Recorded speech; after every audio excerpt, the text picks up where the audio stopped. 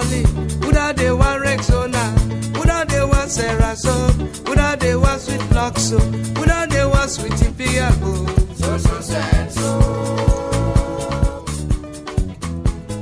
This is the Sierra Leone Diaspora Radio Network.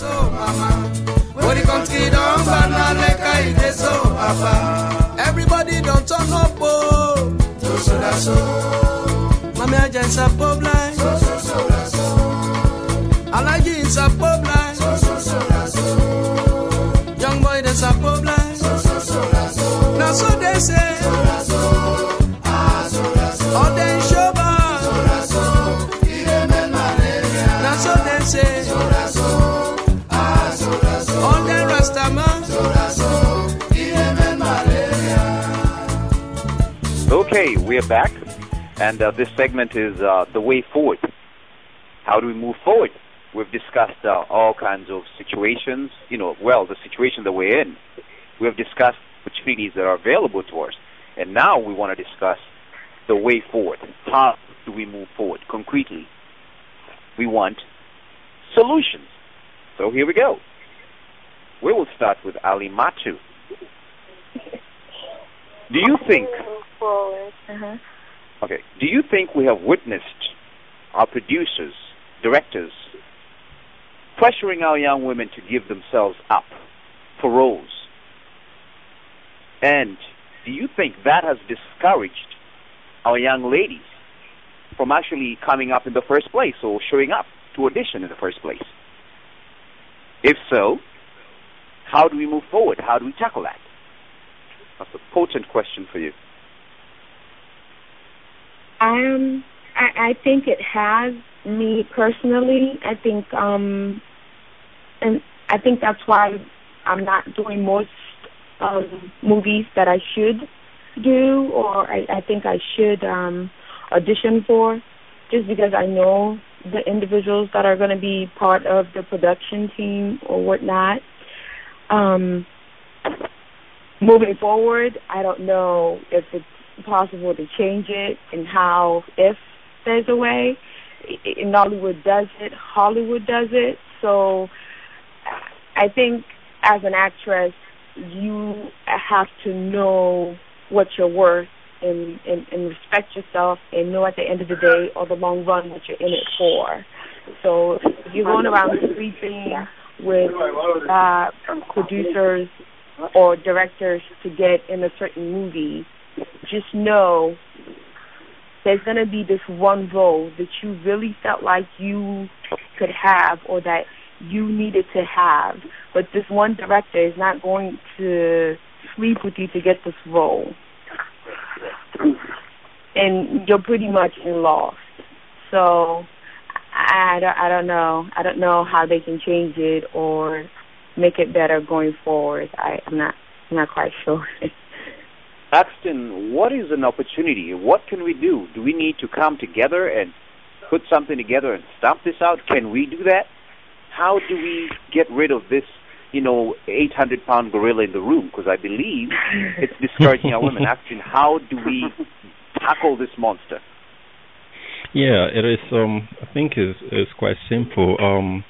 First of all, an opportunity like this, a discussion like this is a key point, and also organize a symposium, seminar, film seminar, and giving awards to deserving directors, producers, and the film itself, and these are the key points we really need to put forward to tackle this problem. So when the rest people, when they see that these are going on, of course they are interested. They will attend symposiums. They attend seminar. It doesn't matter even here, even in the diaspora, go back home, organize symposium. Call everybody, filmmakers, different groups, individuals. Call them, organize lectures, tell them more about filmmaking, from A to Z, and give awards, recognize what they are doing, that a way of encouraging. I think that will really go a milestone. It's a milestone towards propelling the industry forward. Barry? It is. Sorry, are you done? Yeah. Okay. Barry, is this a problem in Sierra Leone? And if so, do you think that the young ladies are contributing towards it themselves? Do you think that some of the ladies who are less talented are actually stepping forward and believing that they can sleep with a producer-director, that they can get an opportunity and actually get somewhere in the industry? And if that's the case, how do we stop this? How do we discourage the producers, directors, and how do we discourage the young women? What do you see? What do you think? Well, basically, that is very common here. It is very, very common here. And young ladies, young untalented ladies coming up, and maybe just because maybe they just want to get there and trying to create an attraction towards the director or the producer, you know. And at the end of the day, these people are like favored by the director and the producer, and we keep having like the same thing. That's unprofessionalism. You know, since I came, like I organized like free seminars almost every 2 months across Freetown. And last 2 weeks I was in Bo and Kenema. I went there and did a couple of seminars too regarding the same film industry. You know, so it's about trying, like my brother said, it's about trying to organize these seminars and see how best you can actually push the message of filmmaking to the people. Because for them it's just about getting exposed and you know, that's all for them. It's about maybe they just want somebody to see them on screens and all of them. So they don't care about whatever that comes with it or whatever that what the industry has to gain from them too. So it's really a problem here, and it is happening every now and then. Just this afternoon, before coming on air, about 4 hours ago, I went somewhere at Aberdeen. I met these guys. They were shooting, you know, and somebody was like telling me the same problem. They even had a confusion on set. Just by about Aberdeen, they were shooting this thing, you know, and they had a confusion on set there because somebody suspected the director is in love with one of the ladies, and so at the end of the day, the lady doesn't deserve the character, and they were having a misunderstanding. So the entire shooting they have to postpone the entire shooting. So just 4 hours ago, you know, and I went there and tried to talk to a couple of them, and I knew exactly. So it is happening here every now and then. So and now most parents are restricting the very talented one to even come on board because they think if they come, the only way they can get featured into the movie is by going and sleeping with the director or maybe by sleeping with the producer. So the talented ones have been left off because of this fear, and the ones that are not talented are taking the opportunity into their hands.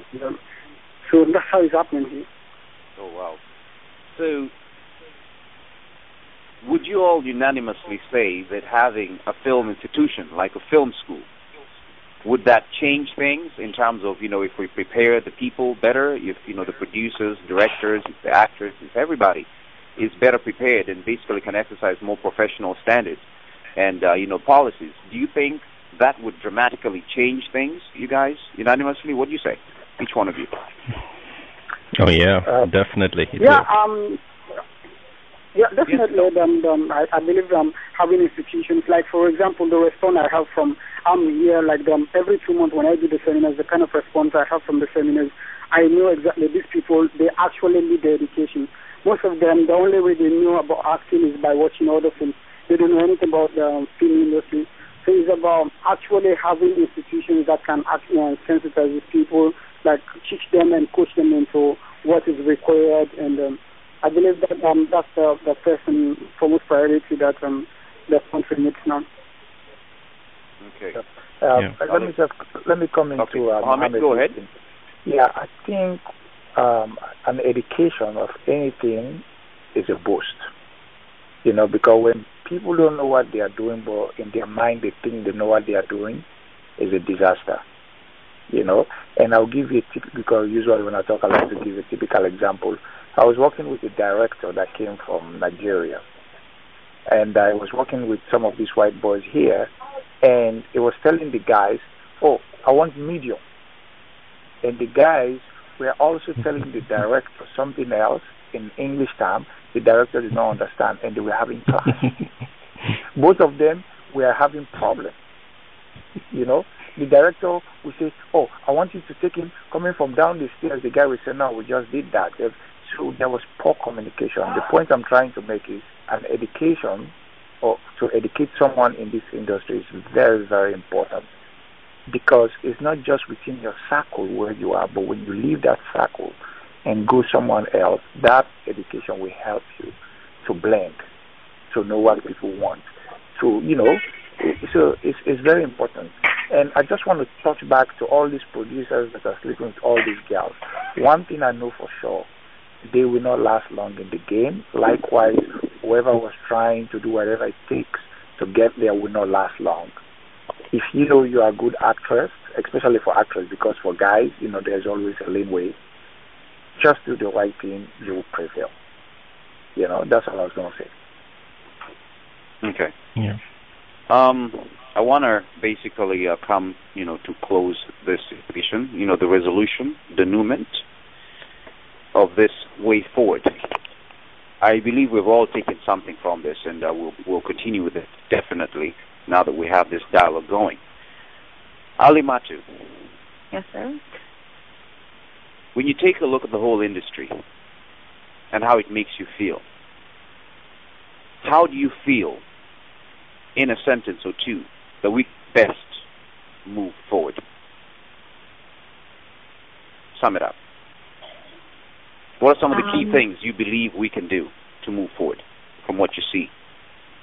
I believe that I know we keep saying this, and I hear it a lot, but I believe that we should recognize the talent, recognize the actors and actresses, and I also believe that the producers and directors should work together and work with their fellow Sierra actors and actresses, and don't feel like your movie isn't going to sell because you don't have Desmond Elliott or Van Vika on your movie.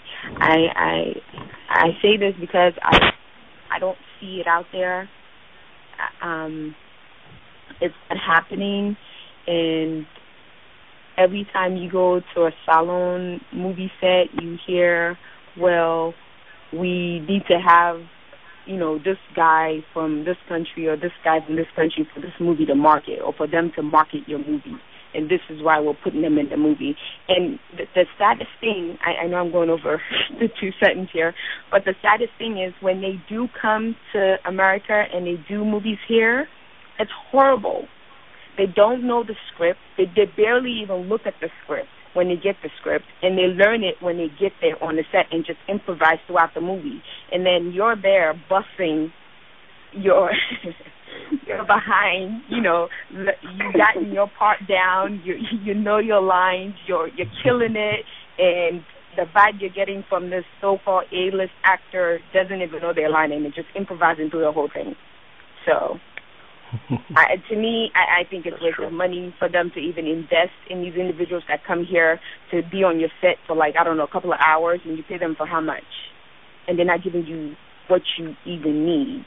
So why not invest that money on a Sierra Leone actress who's good, or a Sierra Leone actor who's really good, and they have the talent and can give you what it is that you want?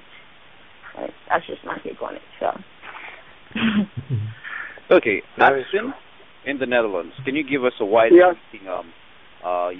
view of how things look in Europe, and what the best way to move forward is in basically a few sentences or a few seconds here, 30 seconds or more?